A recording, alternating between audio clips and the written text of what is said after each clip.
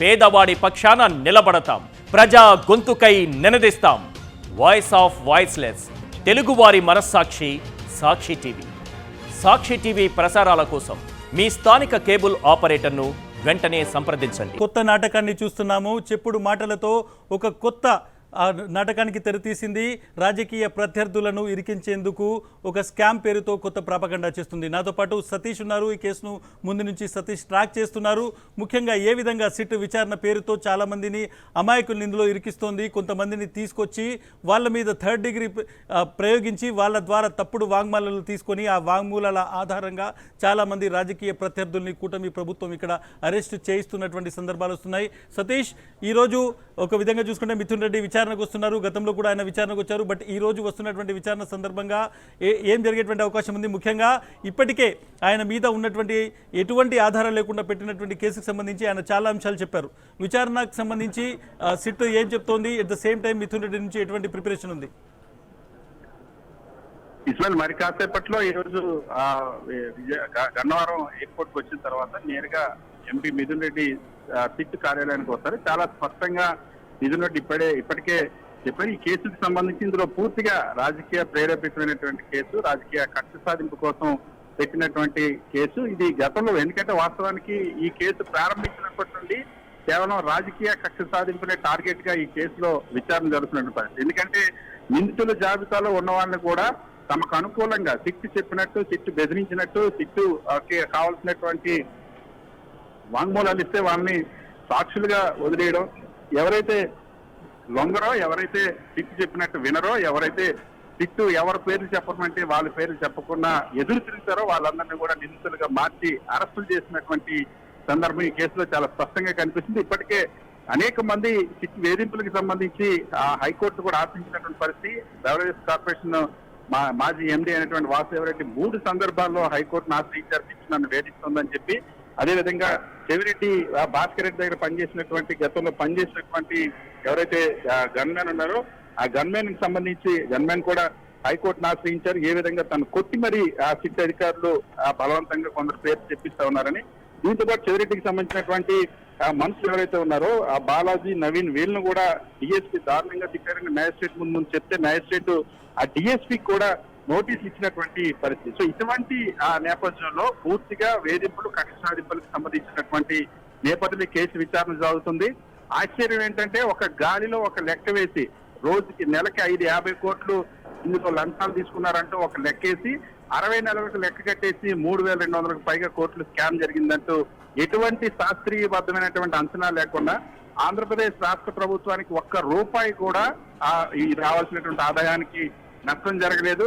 ₹1 ప్రభుత్వానికి సంబంధించిన నిధులు కూడా దుర్వినియోగం జరగలేదంటేనే ఈ కేసు ఏ విధంగా రాజకీయ కక్ష సాధింపు కోసం దీన్ని బిల్డప్ చేస్తా ఉన్నారో. సో మిథున్ రెడ్డి చాలా స్పష్టంగా చెప్పారు. ముందుగానే అరెస్ట్ చేయాలని నిర్ణయించారు. ఒక వ్యక్తిని అరెస్ట్ చేయాలని నిర్ణయించుకున్న తర్వాత దానికి అనుగుణంగా బలవంతపు స్టేట్మెంట్లు రికార్డ్ చేసి అరెస్టు చేసిన సందర్భం ఉంది. గతంలో కూడా సిట్ విచారణకు మిథున్ రెడ్డి హాజరైనప్పుడు ఈ విధంగానే ఇష్టానుసారంగా ప్రశ్నలు అడిగినప్పుడు చాలా స్పష్టంగా చెప్పారు ఇది రాజకీయ కక్ష సాధింపని.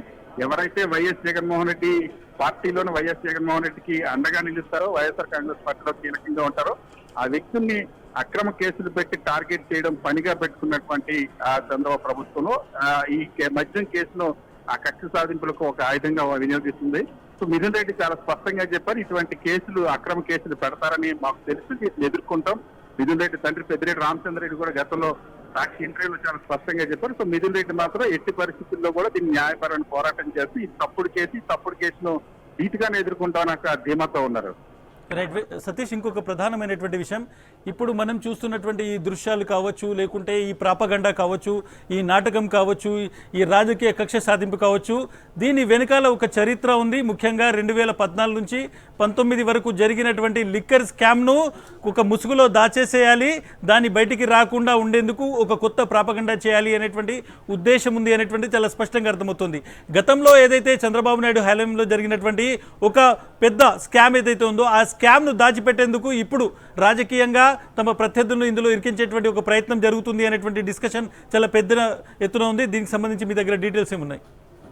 ఖచ్చితంగా ఇందులో ఎందుకంటే వాస్తవానికి లిక్కర్ స్కామ్ విషయంలో మనం ఆలోచిస్తే 2014-19 మధ్యలో చంద్రబాబు ప్రభుత్వంలోనే అతిపెద్ద లిక్కర్ స్కామ్ జరిగింది. దీనిపైన గతంలో సిఐడి విచారించింది. ఆ కేసులో ప్రస్తుత ముఖ్యమంత్రి, అప్పటి ముఖ్యమంత్రి అయినటువంటి చంద్రబాబు బెయిల్లో ఉన్నటువంటి పరిస్థితి. తర్వాత స్కిల్ డెవలప్మెంట్ స్కామ్ లో చంద్రబాబు ఆధారాలతో సహా, ఆయన సంతకాలతో సహా ఆధారాలు ఉన్న తర్వాత ఈడీ కూడా స్కామ్ జరిగిందని నిర్ధారించిన తర్వాత అనేక ఈ అరెస్టులు ఈడీ కూడా చేసిన తర్వాత నమోదైనటువంటి కేసు పైన దాన్ని దాచిపెట్టేందుకు దానికంటే ఇది ఒక పెద్ద స్కామ్ అని చిత్రీకరించేటువంటి ప్రయత్నంలో వాస్తవానికి అయితే గత 5 సంవత్సరాల్లో రాష్ట్ర ప్రభుత్వానికి రావాల్సినటువంటి ఆదాయం పెరిగింది, మద్యం అమ్మకాలు తగ్గాయి, ప్రైవేట్ లిక్కర్ మాఫియాను పూర్తిగా అడ్డుకట్ట వేసింది. మరి ఇటువంటిప్పుడు స్కామ్ ఎక్కడ జరుగుతుందన్నటువంటి మౌలికమైన ప్రశ్నకు రాష్ట్ర ప్రభుత్వం నినిగిన ఇప్పటి వరకు సమాధానం లేనటువంటి పరిస్థితి. వాస్తవానికి 2014-19లో తమకు నచ్చిన వాళ్లకు అడ్డగోలుగా డిస్టిలరీలు కట్టబెట్టింది చంద్రబాబు ప్రభుత్వం, ప్రైవేట్ వ్యాపారులకు మద్యం షాపులు అప్పగించింది చంద్రబాబు ప్రభుత్వం, బెల్ట్ షాపులు 43,000 బెల్ట్ షాపులు పెట్టింది చంద్రబాబు ప్రభుత్వం.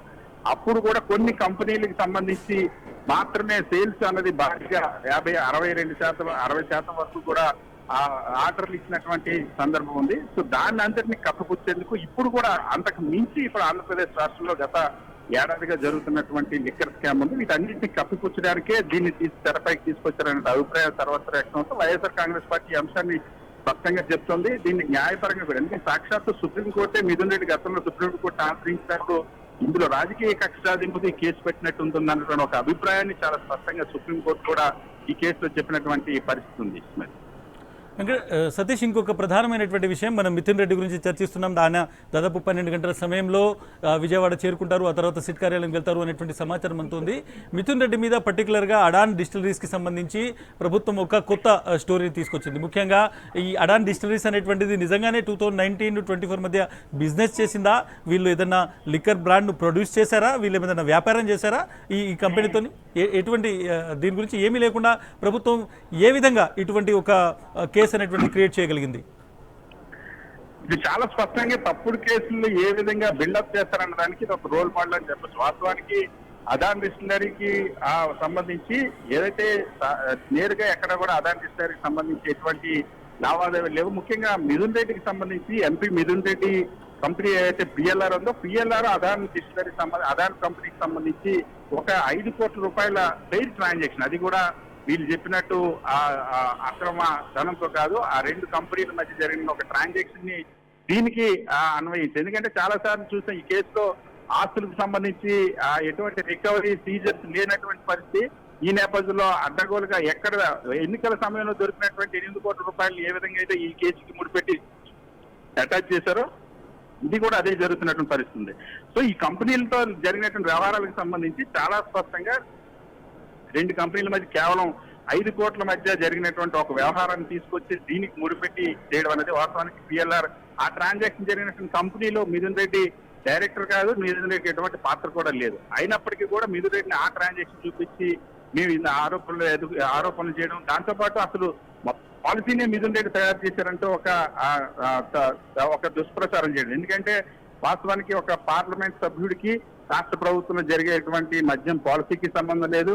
మద్యం పాలసీ చేసేటువంటి ప్రభుత్వానికి మద్యం సరఫరా చేసేటువంటి బెవరేజ్ కార్పొరేషన్ కూడా సంబంధం, 2 వ్యవహారాలు వేరు. అయినప్పటికీ కూడా ఒకదానికొకటి ముడిపెట్టి మరి అడ్డగోలుగా కొన్ని స్టేట్మెంట్లు ఎవరైతే ఉద్యోగుల చేత బెదిరించి ఇప్పించి ఈ కేసులో తప్పుడుగా ఎక్యూజ్డ్ జాబితాలు సిద్ధం చేసిన పరిస్థితి కనిపిస్తుంది.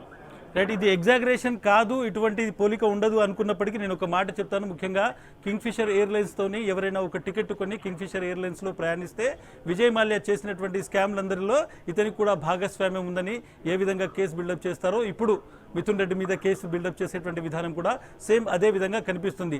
తనకు సంబంధించిన కంపెనీ ఏదో ఒక వేరే వ్యాపారంలో ఒక కంపెనీతో లావాదేవీ చేస్తే దాన్ని తీసుకొని వచ్చేసి ఇది ఇక్కడ పూర్తిగా ఒక లిక్కర్ స్కామ్ జరిగింది అని క్రియేట్ చేయడం అనేటువంటిది చాలా దారుణమైనటువంటి అంశం. ఇది ప్రతి ఒక్కరూ గమనిస్తున్నారు. ఎక్కడ కూడా ఆధారాలు లేవు, ఎక్కడ కూడా మనీ ట్రయల్ లేదు, ఎక్కడ కూడా ప్రైమ ఫెసి లేదు.